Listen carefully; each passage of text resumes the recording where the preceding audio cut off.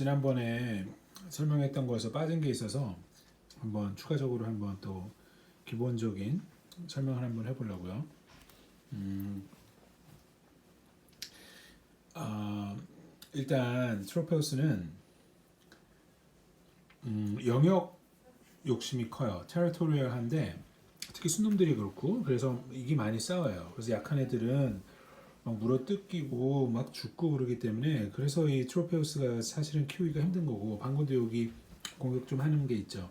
근데 그거를 약화시키려면 방법이 뭐냐면 방법 중에 하나가 제가 듣고 배운 거는 한 12마리에서 한 거의 20마리까지는 같이 키워야 된다는 거예요. 그래야지 센 놈이 약한 애를 뭐 그 중에 하나를 골라서 공격하는 그 찬스가 떨어진다는 거고, 그래서 지금 여기 보시는 것도 한 14마리 정도가 있는 거예요. 그러려면 어제가 아니라 지난번에 설명할 때 이제 이게 삼자 수조라고 했는데, 그러니까 14마리에서 20마리 이렇게 키우려면은 그럼 삼자가 기본적으로 제일 작은 사이즈가 되는 거예요. 트로페우스를 키우기 위해선. 그래서 뭐 4자까지도 되면 사실은 좋은데 일반 집에서 4자까지 가려면 지금 이게 90cm, 45cm, 45cm인데 4자는 옆으로 이게 120cm예요.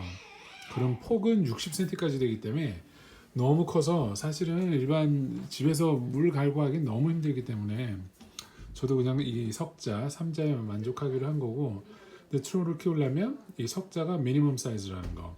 그래서 만약에 2자 정도밖에 감당을 하실 수 없으면 사실은 트로페우스는 그냥 포기하시고 다음 기회에 기르시고, 다른 여기 가운데 있는 요 말라위에서 왔다는 요런 애나 그냥 다른 열대어들을 키우는 게 나을 거예요. 그래서 그게 이제 트로페우스 키울 때 기본적인 것 중에 하나고, 최소한 석자는 돼야지 트로페우스를 키울 수 있고, 싸우는 것을 막기 위해서는 좀 줄이기 위해서는 10마리 이상은 정말 키워줘야 된다는 거. 그리고 보니까 제가 또 알아보니까 얘들이 이 물의 산도 있죠. 산도를 어느 정도 맞춰줘야 되는데 아마 pH 7, 뭐 7, 8? 이 정도에서 트로페우스가 잘 산다고 해요.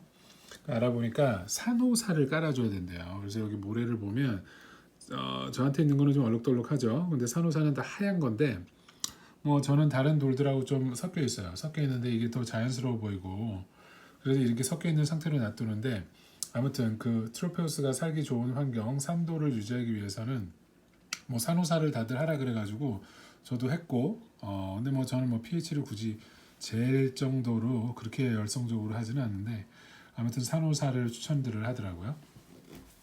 그게 하나고, 또 하나는 여기 돌들을 맞아. 돌들이 있죠. 여기 새까만 돌들인데 오석인데 그냥 까만 돌들인데 보면 다들 둥글둥글해요.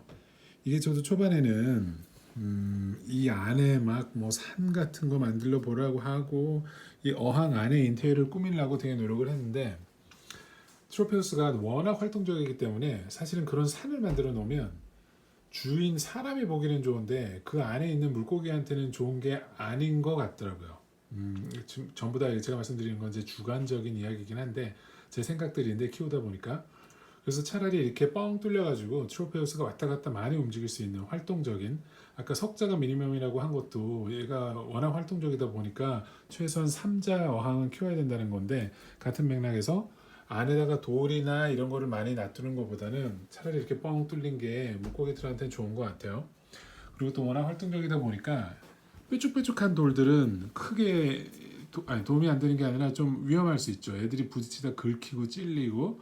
그래서 뾰족뾰족한 돌들이나 아니면 뭐라 그러죠? 그 나무, 오래된 나무들을 이렇게 밑에 놓고 하는데, 그 유목들을 놓고 하는데 그것도 가지가 나와서 삐죽삐죽해서 이 트로페우스들한테 적합한 그 어항 꾸미는 도구는 아닌 것 같아요. 그래서 그냥 이렇게 둥글둥글한 오석들, 그냥 그거 갖다 놓는 게 제일 안전한 것 같고, 그리고 이렇게 보면 양쪽 끝에 있죠. 그러니까 제가 처음 키울 때는 정말 시행착오도 많이 했다 그랬는데 그때는 요 가운데 정말 쭉 이렇게 이어놨었어요. 그랬더니 그게 얘들로 하여금 영역 다툼을 하는데 더 한 몫을 하더라고요. 그러니까 더 싸우는 거예요. 왼쪽부터 오른쪽 끝까지 다 자기 영역 싸움을 하려다 보니까 싸움을 더 많이 하는데, 제가 요즘 믿고 가는 그 탕어, 이게 탄가니까 호수에서 나오니까 다 탕어라고들 부르는데, 탕어 전문점에서 돌들을 한쪽에만 놓던가 이렇게 양쪽으로 분리를 해보라고 하시더라고요. 그래서 했더니 정말 싸움이 확 줄었어요. 그러니까 그냥 이쪽에 뭐 몇 놈들이 있고 이쪽이 자기 집이다 싶어서 이쪽에 몇 놈들이 있고, 그렇게 하다 보니까 양쪽으로 이렇게 분리돼 놓으니까 싸움을 안 해요. 그런 것도 참 좋은 거였던 것 같고, 그러니까 좋은 팁이었던 것 같고, 그리고 또 하나는 지금 밥을 조금 아까 줘서 그렇게 하는데, 제가 이렇게 손을 갖고 가면 얘들이 이렇게 모이죠. 제가 가면은 나를 큰 밥 주머니를 보는지 얘들이 이렇게 모인단 말이에요. 그리고 내가 이쪽으로 손을 갖고 가면 또 일로 오고, 그 애들이 먹이 반응이 이렇게 좋은 게 아주 정상이에요. 그래서 물고기를 사실 때는 반응이 없는 애는 절대 사면 안 돼요. 반응이 없다고 해서 뭐 샤이한가 보다, 얌전한가 보다, 그게 아니고 걔는 백발백중 몸이 어딘가 아픈 애기 때문에 집에 오면 얼마 되지 않아 죽을 가능성이 너무 높아서 좀 설치는 것 같아도 먹이 반응을 바로바로 하는 애들, 그래서 와르르르 모이는, 그걸 보고 그 중에서 고르셔야 돼요. 괜히 얌전한 애 강아지나 보면 강아지같이 뭐 얌전한 애 귀엽다 뭐 착하겠지, 물고기는 전혀 그런 게 통하지 않으니까 이 반응이 없으면 걔는 사오시면 안 되고.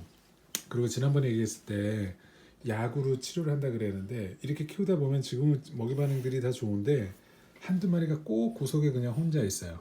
지금 요 녀석이 약간 불안한 녀석인데, 이렇게 있으면 얘가 어딘가 병이 있거나 병이 곧 걸릴 확률이 좀 있어요. 그래서 이렇게 혼자 있는 건 안 좋은 거니까 밥을 줄 때 한 놈도 빠짐없이 다 반응을 하는지를 보셔야 되고, 한 놈이라도 반응을 잘 안 하고 구석에 있다, 그러면 그 놈을 격리시켜서 치료를 하든 어항 전체 치료를 하든 그 치료가 들어가야 합니다. 네. 그래서 어제 녹화했던 건데 설명하다 보니까 이 좀 기본적인 거 제가 비기너로서 느꼈던 것들 빠진 것 같아서 지금 한번 추가적으로 설명을 드립니다. 감사합니다.